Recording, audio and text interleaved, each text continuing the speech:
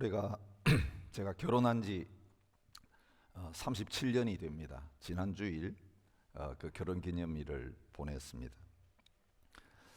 결혼하고 나서 전도사 때부터 담임 전도사로서 목회를 시작한 그것도 지금 37년이 됩니다. 지난 목회 여정을 돌아보면서 이 목회 본질이 뭔가라고 하는 부분들을 다시 한번 점검하고 돌아보게 됩니다. 시드니 중앙장로교회 부임한 지도 이제 17년이 지났는데, 목양한다고 하면서 우리 성도들을 주일날 이렇게 강단에서도 만나고 또 제자훈련의 현장에서도 만나고 상담하기도 하고 또 여러 가지 모습으로 성도들과 관계를 맺고 있는데, 돌이켜 보니까 우리 성도들을 제가 잘 알고 성도님들이 저를 짧은 시간에 가장 잘 알고 가까움을 느끼는 방법은 집에서 함께 밥 먹는 것이더라고요. 여러분 여기 앉아 계시지만 제가 17년 동안 목회하면서 여러분 집에서 개인적으로 아니면 또 식당에서라도 저와 한 끼 밥을 먹으신 분 계시고 전혀 그렇지 않으신 분 계세요. 근데 여러분 얼굴 뵐 때에 제가 여러분 어떤 분인지 또 어떻게 살고 있는지 내 마음속에 다 모든 교인들 다 똑같이 사랑하고 똑같이 가까이 해야 되지만 마음으로 생각할 때에 더 가까이 느끼느냐 그렇지 않느냐는 저와 여러분 사이에 개인적인 그런 식사의 만남이 있느냐 없느냐 거기에 달려 있는 것 같아요. 그래서 목회를 먹회라고 그래요. 먹회. 먹는 게 목회다. 같이 먹는 게. 근데 안타까운 것은 우리 교회가 커지면서 우리 성도님들과 개인적으로 그런 식사 자리를 하면서 교제할 수 있는 기회가 점점 없어진다는 것입니다. 또 요즘 이 젊은 세대들은요, 집에 초대하려고 하지도 않고 먹자는 말도 하지를 않아요. 그래도 우리 어르신들은 정이 계셔서 목사님 함께 밥 먹읍시다 불러주시기도 하고 또 그런 자리를 갖는 것이 얼마나 감사한지 모르겠어요. 제가 이제 교회 떠난다고 하니까 많은 성도님들이 같이 밥 먹읍시다 초청을 하는데, 누구하고는 먹고 누구하고는 안 먹고 할 수 없어서 모두를 거절하기로 했습니다. 그게 안타까운 일입니다. 새로운 교회에 좀 더 올인하기 위해서. 그런데 이 먹는 것을 통해 가지고, 식사의 자리에 함께하는 것을 통해 가지고 우리 자신을 드러내고 또 서로를 알아가게 되는 좋은 기회가 된다는 사실은 부인할 수가 없습니다. 저는 새로운 갈렙 교회를 시작하면서 기대하는 건 그런 것입니다. 제가 우리 성도님들하고 더 많이 밥 먹을 수 있는 시간 가지면 좋겠다. 대접만 받지 말고 시간은 많이 있고 외롭고 힘드신 우리 성도님들 같이 그냥 이 집 저 집 다니면서 또 함께 식당에서 밥 먹는 시간, 개인적인 교제 시간을 많이 가지면서 그 사정을 듣고 더 깊이 목양하는 그런 자리로 나갔으면 좋겠다는 그런 생각을 합니다. 어떤 분이 블로그에 이런 글을 쓰셨어요. 밥 먹는 자리, 많은 것을 말해준다. 그런 내용이에요. 선친께서 사람을 제대로 알려면 같이 밥 먹어봐라, 그 말씀 남기셨는데, 그 선친의 교훈을 따라서 밥 먹으면서 사람을 알게 되는 과정을 재미있게 기록을 하고 있습니다. 보통 사람들을 만나면 자기를 잘 드러내지를 않습니다. 그런데 밥 먹는 자리에 가면 무장해제가 됩니다. 그래서 평소에 드러나지 않던 모습들이 다 드러나면서 그 사람의 정보를 가장 많이 얻을 수 있는 그런 자리가 된다는 거죠. 음식 앞에 다 순수해진다는 것입니다. 세상적으로 말하면 거기 술 한 잔까지 더 더하면 더 속까지 다 드러납니다. 제일 먼저 눈여겨봐야 될 것이 밥 먹는 자세다.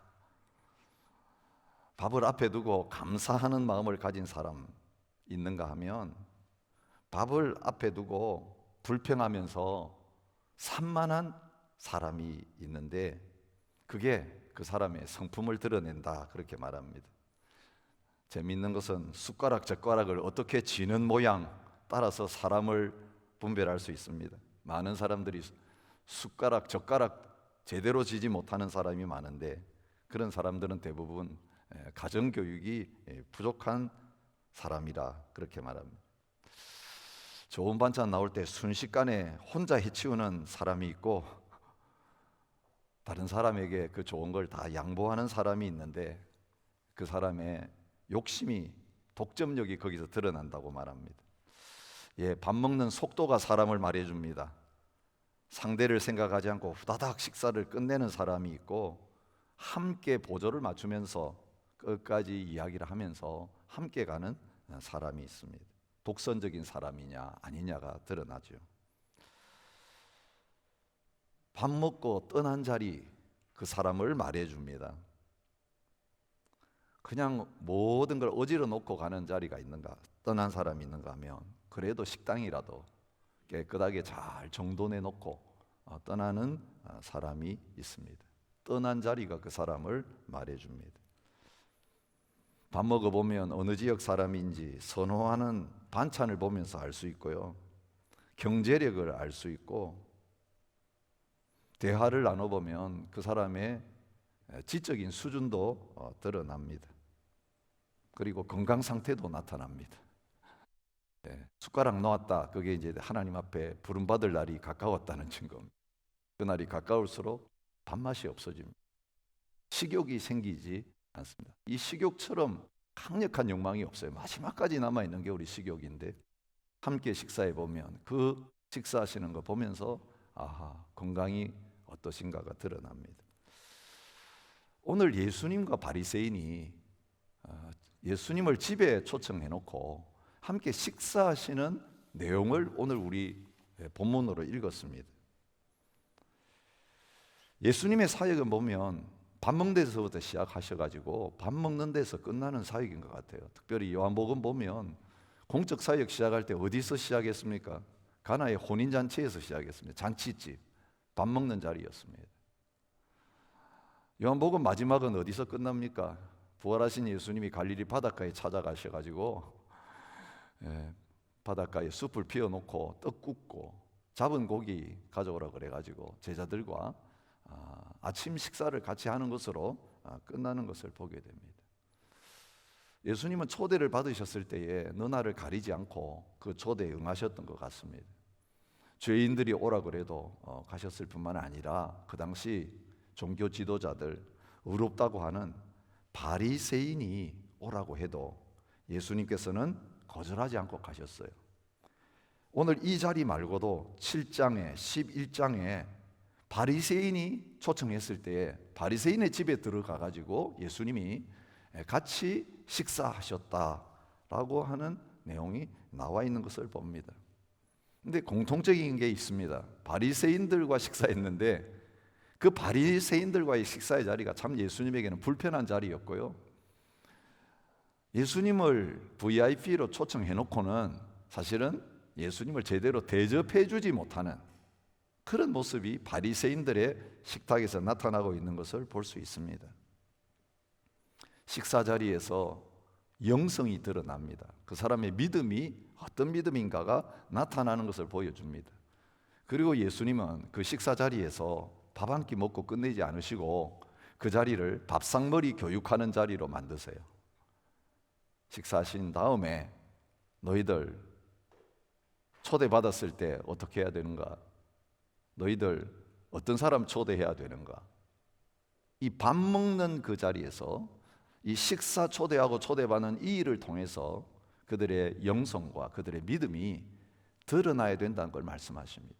그런데 여러분, 오늘 주님이 우리에게 누구 초대할 건가? 초대받았을 때 어떤 자세 가져야 될 건가? 식탁 예절을 가르치려고 이 말씀하신 거 아니죠. 오늘 우리가 이 말씀을 통해 뭘 발견할 수 있습니까? 바리새인들이 베푸는 그 식탁과 앞으로 예수님이 하나님의 나라에서 베푸시는 그 잔치, 식사 자리가 완전히 다르다는 것을 보여주고 계십니다. 여러분, 오늘 우리가 신앙생활을 하지만 사실은 바리새인의 식탁에 초대받아가지고 또 바리새인의 자리에서 다른 사람을 초대해가지고 그렇게 잘못된 교제, 삐뚤어진 영성으로 교제하는 그런 부분들이 참 많이 있을 수 있습니다.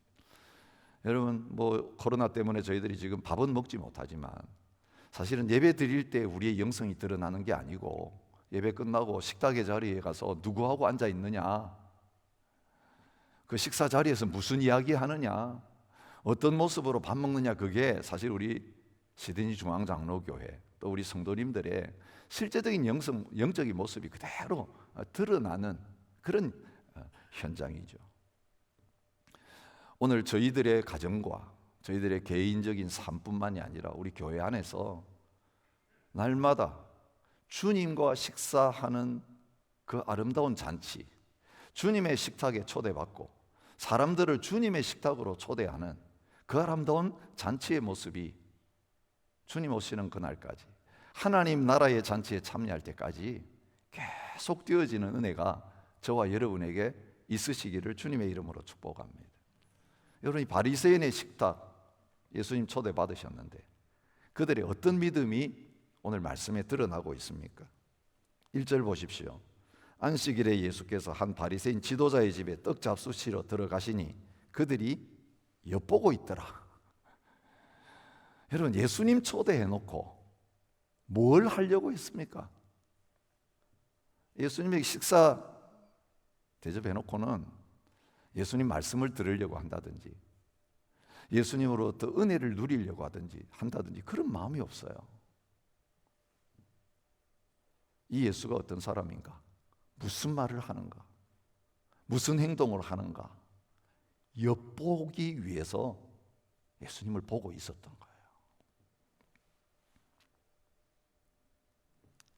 11장 53절에 보면 이런 표현이 나와요.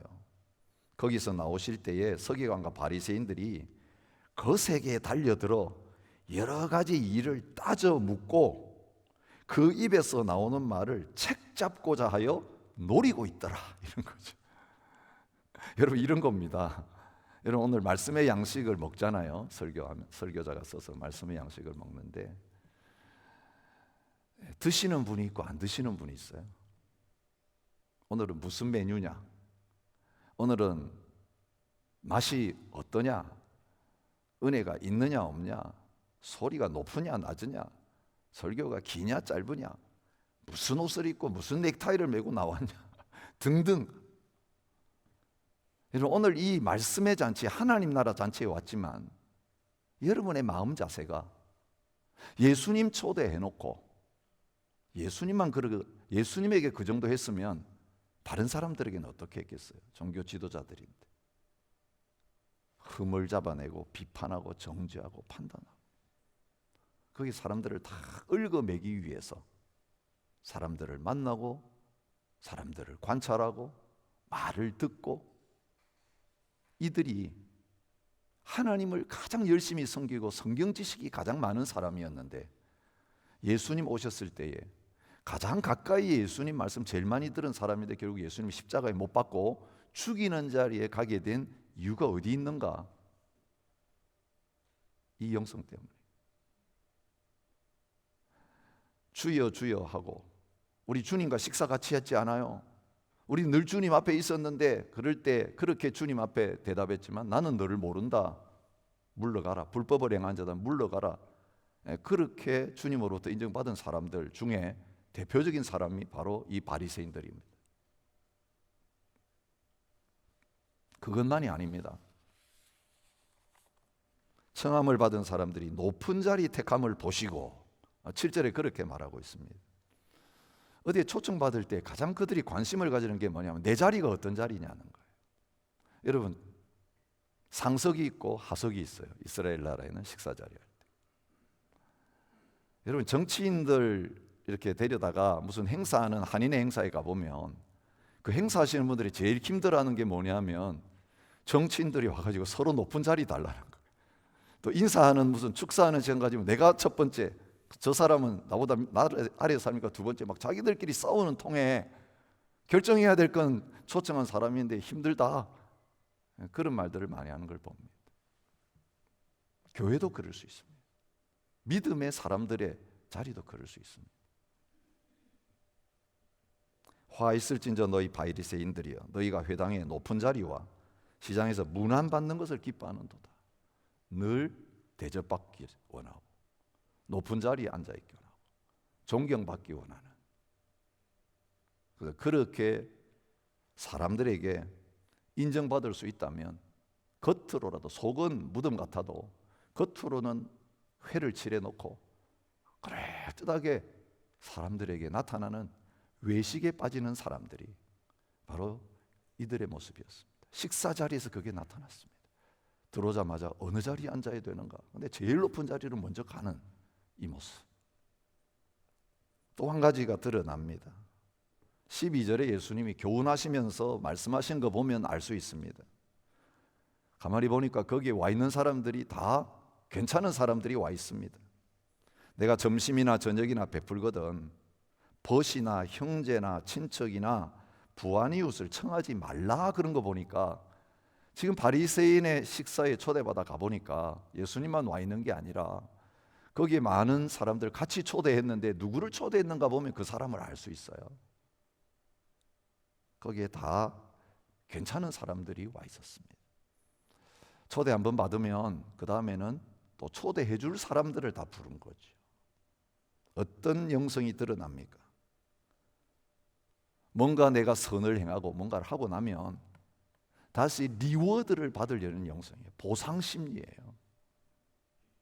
그래서 내가 뭔가 사람 만나가지고 뭔가를 잘해주는데 누구에게 잘해주냐면 그 사람이 내가 지금 잘해주면 내가 어려울 때 그 사람이 날 도와줄 거다. 그때 가면 그 사람에게 덕을 볼 수 있을 거다. 그런 수준의 사람들 초대하고 교제하는 거죠. 그 정도가 안 되는 사람은 아예 무시해버립니다. 집에 부르지도 않고 시간을 내주지도 않는 그런 모습을 볼 수 있습니다. 이런 바리새인의 식탁에서 예수님이 어떤 일을 행하셨는가, 어떤 가르침을 가지고 말씀하신 걸 보면 앞으로 예수님께서 베푸실 천국의 잔치, 하나님 나라의 잔치가 어떤 모습일까라고 하는 것을 우리가 볼 수 있습니다. 제가 서두에도 말씀드렸지만 예수님의 사역은 식탁에서 함께 밥을 먹고 대화를 나누시는 그 사역이 주였습니다. 2005년에 미국에서 책 한 권이 출간되었습니다. Dinner with the Perfect Stranger, 한국말로 번역되었는데 예수와 함께한 저녁 식사, 그런 책이었어요. 믿음 없는 한 분이 집에 와 있는 예수와 식사한다는 초대장을 받고 가가지고는 자기가 모르는 예수라는 인물과 만나가지고 자기 궁금했던 거 대화하고 질문하면서 예수님을 통해 가지고 배우게 되고 믿음을 갖게 되는 그런 내용의 책입니다. 워낙 베스트셀러가 되어 가지고 7년 후에는 2탄이 나왔습니다. 예수님과 함께한 저녁 식사. 그 다음에 그가 얼마나 성장하고 변화됐는가 하는 이야기를 가르쳐 주고 있습니다. 영국어로도 공연이 되었습니다. Dinner for you. 예수님께서 이 말씀이 끝난 다음에 비유를 말씀하세요. 내일 묵상할 말씀이죠. 어떤 사람이 큰 잔치를 베풀고 많은 사람을 청하였더니, 이게 하나님의 나라가 잔치를 베풀고 사람들을 초청하는 파티의 현장인 것을 보여주고 있습니다. 우리 어제 묵상한 말씀도 사람들이 동서남북으로부터 와서 하나님의 나라 잔치에 참여한다. 앞으로 하나님 나라, 우리가 천국 들어가서 이제는 새하늘 새 땅에서 누리게 될 그 나라의 모습이 뭐냐면 동서남북에서 모든 열방들이 와가지고 보좌 앞에 예배만 하는 게 아니라 잔치에 참여하는 것이다. 그래서 함께 식사하는 것이라고 하는 것을 보여주고 있습니다. 토니 캠폴로라고 하는 교수님이 책을 쓰셨는데요. The Kingdom of God is a party. 하나님 나라는 파티입니다 라고 하는 그런 책을 쓰셨습니다. 부제가 이렇게 붙었습니다. 삶에 지친 모든 이들에게 보내는 초청장. 세상에서 지쳐있고 힘들어 있는 사람들에게 하늘나라의 파티에 참여하라고 초청하는 그런 내용으로 가득 차 있습니다. 예수님은 이 땅에 오셔서 파티에 초대받지 못하는 사람들만 찾아다니면서 그 파티에 같이 와서 즐기자고 그렇게 초대하는 삶을 사신 것을 말하고 있습니다. 자기 모습 그대로 갈 수 있는 파티였습니다. 자기를 감출 필요가 없었고 비판받을까 봐서 위장할 필요가 없이 있는 모습 그대로 나가서 함께 식사할 수 있는 그런 자리였습니다. 학력, 외모, 재력, 출신 배경, 가문은 중요하지 않았습니다. 수고하고 무거운 짐진 자면 배고프고 힘들고 어려우면 다 그 주님의 파티에 환영받았고 거기에서 마음껏 배부르고 마음껏 먹고 즐거워할 수 있는 그런 삶이 펼쳐질 수 있었습니다. 그는 이렇게 말합니다. 교회에서 파티를, 가정에서 파티를, 직장에서 파티를 열어야 한다. 교회는 그리스도의 살아있는 몸이다. 가정은 함께 웃고 바보 얼간이처럼 허풍을 떨고 이야기를 나누는 파티 장소 같다. 직장에서 파티를 열려면 일이 교제의 맥락에서 이루어져야 된다. 살벌한 경쟁의 세상의 한가운데서 경쟁의 원리가 아니라 하나님의 나라의 사랑과 은혜의 원리로 잔치를 베푸는 자리로 우리 모두가 나가야 된다는 것을 말해주고 있습니다. 예수님 함께한 잔치, 엿보고 있는 사람들 한가운데서 예수님은 그 시선에 전혀 영향을 받지 않으시고 자신이 이 세상에 오신 목적, 앞으로 십자가에 죽으시는 그 목적 이루시기 위해서 그 잔치에 어쩌면 기어들었을지 몰라요. 초청도 안 받았는데 와가지고 불청객이 되어 있는 그 한 사람에게 관심을 가지시면서 그 사람의 문제를 해결해 주시는 것을 오늘 말씀을 통해서 보여주고 있습니다. 예수님이 베푸시는 하나님 나라의 잔치, 어떤 잔치입니까? 치유가 있는 잔치입니다. 회복이 있는 식탁입니다. 수종병 든 한 사람 거기 있었습니다. 옛날 성경에는 고창병이라고 번역이 되어 있습니다. 여러분, 이 병명은 아주 전문적인 이름이에요.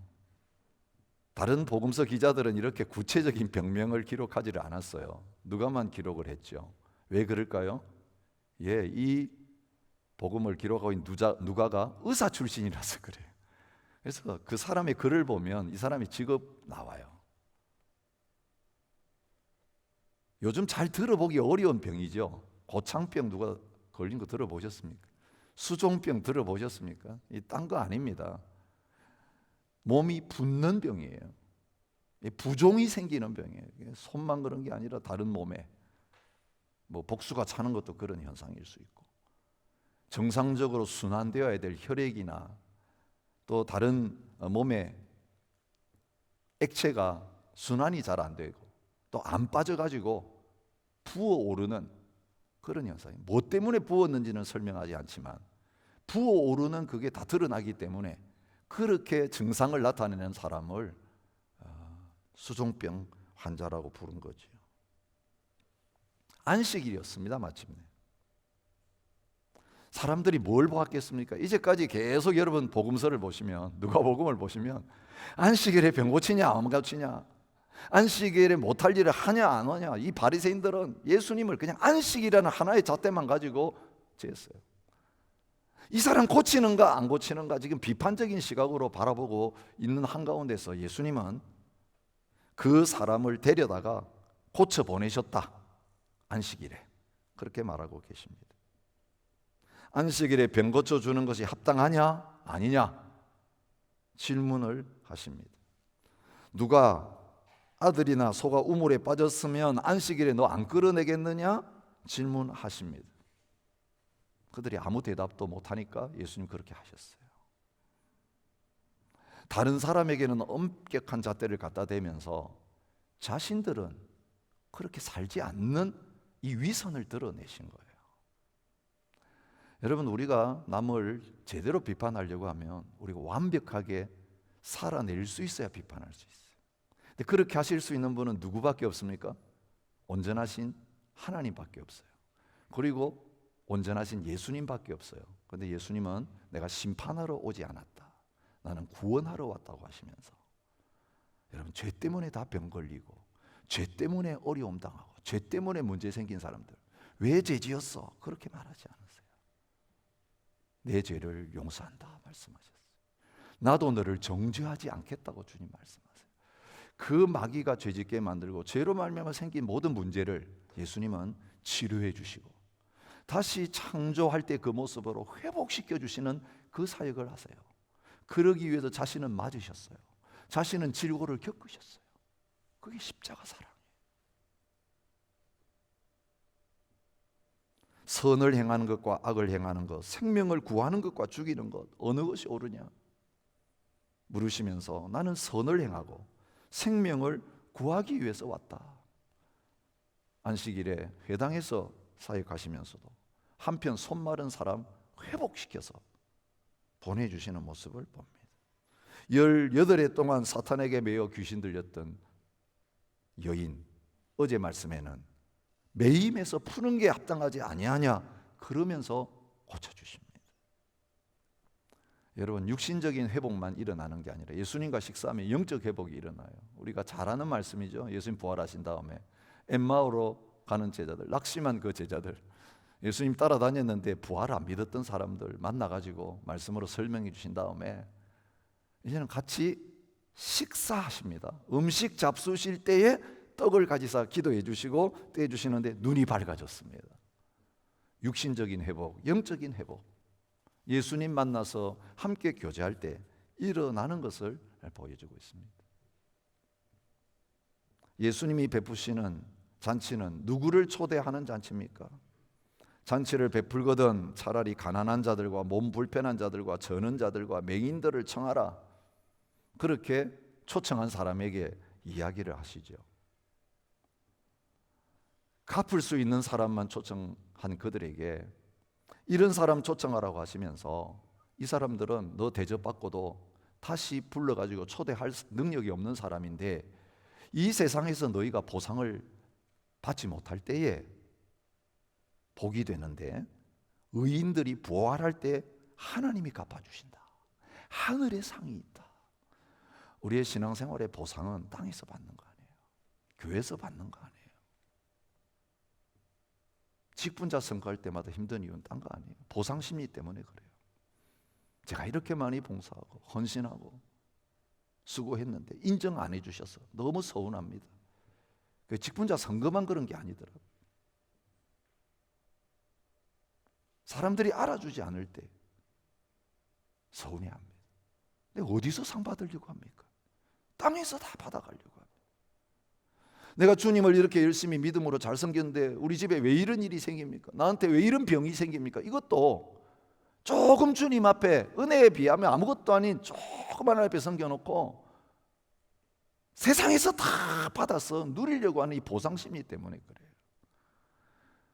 여러분, 찬물 한 그릇 선지자에게 대접한 거 내가 절대로 안 잊어버리고 하늘나라에서는 이 찬물 한 그릇 대접한 것도 잊어버리지 않고 엄청난 상을 주시겠다고 주님 말씀한 건 그건 관심이 없고 지금 주세요. 세상에서 나한테 주세요. 그러니 오늘 우리가 이 바리새인과 같은 삶을 살게 되는 거죠. 근데 예수님은 그렇게 하지 말라고 하시는 거예요. 조건 없는 은혜를 받았으면 남에게 베풀 때에 조건 없이 베풀라고 해요. 그게 아가페 사랑이에요. 우리는 섬김을 받기 위해서 살아있는 존재가 아니고 교회 생활하는 존재가 아니고 무한 섬김을 하기 위해서 있는 사람이에요. 근데 예수님 말만 그렇게 하신 게 아니잖아요. 예수님의 제자들 3년 동안 예수님 따라다니면서 예루살렘이 가까우면 가까울수록 한 일이 무엇입니까? 계속 다투었습니다. 누가 높은가? 누가 높은가? 여러분, 그 바리새인만의 문제가 아니라 예수님 3년 따라다니는 제자들도 예수님 죽으러 가는데 예루살렘 가까이 올수록 저 권력 잡는 줄 알고 누가 오른편 누가 왼쪽 안에 자기들끼리 다투는 그런 모습을 보여주었습니다. 그때 예수님께서 자신의 모습을 보여주시죠. 나는 섬김을 받으려 온 게 아니라 섬기려 하고 나의 목숨을 제물로 내놓기 위해서 왔다. 그렇게 말씀하십니다. 그러면서 그런 사람들, 가장 낮은 사람들, 가장 힘든 사람들을 하나님 나라에 제일 먼저 초청하신다. 그렇게 말합니다. 내일 말씀하실 비유에 말하죠. 어떤 사람이 큰 잔치를 베풀고 많은 사람 초청했는데 다 거절하니까 종들에게 이렇게 말합니다. 빨리 시내 거리와 골목으로 나가서 가난한 자들과 몸 불편한 자들과 맹인들과 저는 자를 데려오라 하니. 여러분, 교회는 그렇게 초청하는 곳이 되어야 된다고 말씀하십니다. 예수님 그런 사람 초청하기를 원하세요. 가장 힘들고 어려운 사람, 세상 사람들에게 손 벌려봐야 거절당하고 인정도 안 해줄 사람. 근데 하나님 나라 오면 환영해요. 마지막 문 닫기 1시간 전에도 시장에 나가가지고 놀고 있는 사람 보면서 왜 놀고 있냐? 써주는 사람이 없습니다. 내 포도원에 와서 들어와서 일해라. 이게 하나님이 천국을 열어서 저와 여러분에게 보내시는 초청장이에요.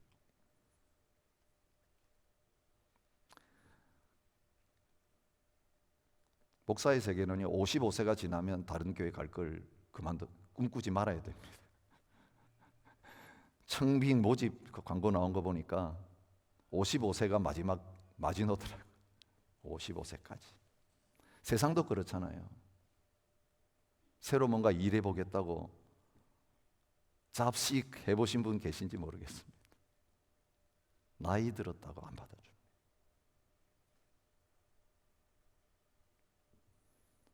세상은 그렇습니다. 야박합니다.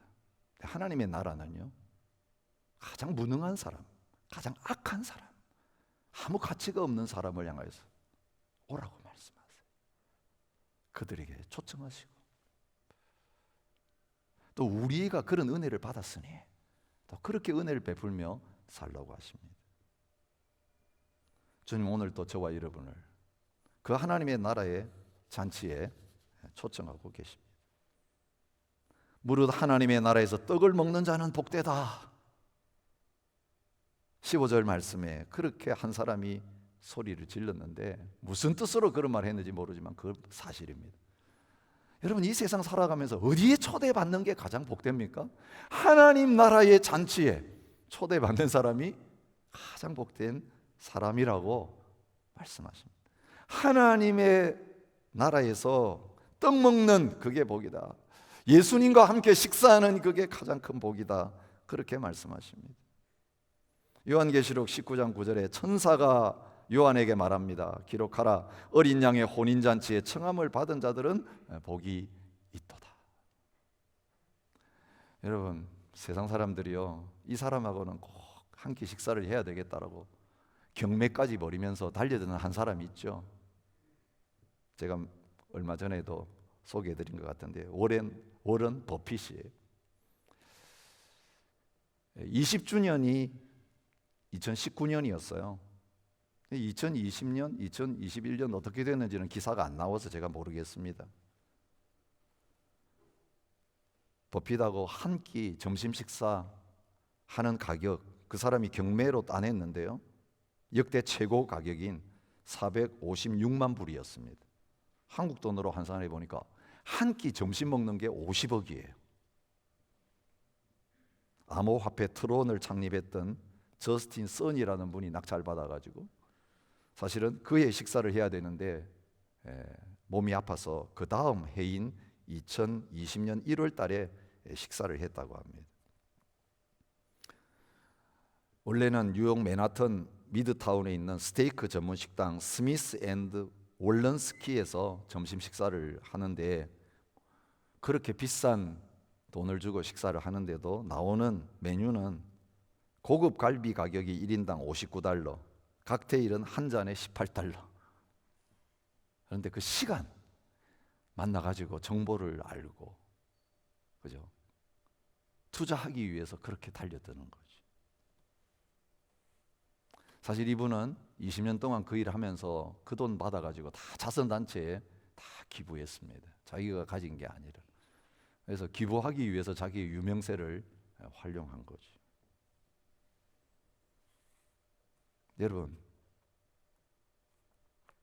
투자의 귀재, 그 사람하고 식사 한번 하기 위해서 이렇게 막대한 비용을 지불하는 현장 속에서 주님은 우리를 주님과의 식사에 초대하십니다. 그것도 한 번 식사하고 끝나는 자리가 아니라 평생 식사하는 자리로 초대하십니다. 그리고 그 식사의 초대권은 무료입니다. 모두에게 초대하십니다. 볼지어다 내가 문 밖에 서서 두드리노니 누구든지 내 음성을 듣고 문을 열면 내가 그에게로 들어가 그와 더불어 먹고 그는 나와 더불어 먹으리라. 여러분, 이 하나님 나라의 초대가 같이 먹자 하는 식사의 초대예요. 가장 내 자신을 다 열어놓고 그분이 나의 모습 다 알고 고쳐줘야 될 거 다 고쳐주시고 회복시켜야 줄 거 다 회복시켜주시고 그 앞에 가서는 벌거벗어도 부끄럽지 않고 근데 새 옷을 입혀주시고 그분이 주실 수 있는 베스트를 우리에게 차려 놓으시는데 무슨 메뉴입니까? 예수님이 성만찬을 통해 보여주셨잖아요. 요한복음 6장 55절에 내 살은 참된 양식이요 내 피는 참된 음료로다. 먹고 뒤로 나오는 그 음식이 아니라 영원한 생명을 주는 음식, 자기의 생명을 내놓고 자신의 살과 피를 내놓고 같이 먹자. 여러분, 오늘 우리가 예배하는 자리에 나오고 믿음의 자리에 나오는 것은요, 예수님과의 식사 자리에 초대받는 것입니다. 오늘 우리의 남은 인생이요, 예수님과 식사하면서 하나님의 나라의 잔치에 참여하는 그 복. 이제는 나는 배고프지 않아요. 나는 목마르지 않아요. 나는 부족함이 없어요. 오늘 우리가 그 잔치의 감격과 기쁨을 누릴 뿐만 아니라 우리 주위에서 그렇게 초대받지 못하는 아픔과 고통 가운데 거절감으로 사는 수많은 사람들에게 이 하나님 나라의 잔치에 오세요라고 초청증 들고 나가가지고 초청하는 그런 믿음의 삶을 살아가는 저와 여러분이 되시기를 원합니다. 한 자매님의 스토리를 소개하고 말씀을 마치겠습니다. 라브리 공동체를 만드신 프란시스 셰퍼 부인 되시는 이디스 셰퍼라는 분이 쓴 내용이에요. 생활 속의 숨은 예술이라고 하는 책을 이분이 쓰셨는데 거기에 나오는 스토리입니다. 평소에 이분의 집 뒷문으로 가끔 찾아오는 거지가 있었습니다. 아주머니, 커피 한 잔만 주시겠어요? 그리고 빵도 조금 주시면 좋겠습니다. 그래서 그렇게 늘 주었는데 어느 날 그분이 또 찾아왔을 때에 이번에는 달랐습니다. 들어오라고 했습니다. 들어가 보니까 왕에게나 어울릴 식탁이 준비되어 있었습니다. 따뜻한 수프에 두툼한 샌드위치를 잘라서 접시에 모양 있게 놓고 장식까지 곁들였습니다. 아이들은 그를 위해서 작은 꽃다발을 만들었고 마침 저녁 시간이라서 촛불도 켰습니다. 너무나 놀라가지고 숨이 막힐 지경이었어요. 그 자리에 한 번도 앉아본 적이 없으니까 어떻게 처신해야 될지 몰라서 당황했습니다. 아니, 이게 다 저를 위한 겁니까? 예, 다 드시고 나면 커피도 곧 드릴 거예요. 그리고 마치고 나서 나오는 길에 요한복음 쪽복음을 한 권 들려서 보냈습니다. 이거 굉장히 중요한 거니까 가서 한번 읽어보세요. 그날 저녁 이 집에 와서 한 끼 환대를 받고 식사하고 돌아간 이 거리는 하나님 나라가 어떤지는 모르지만 예수님이 어떤 분인지 모르지만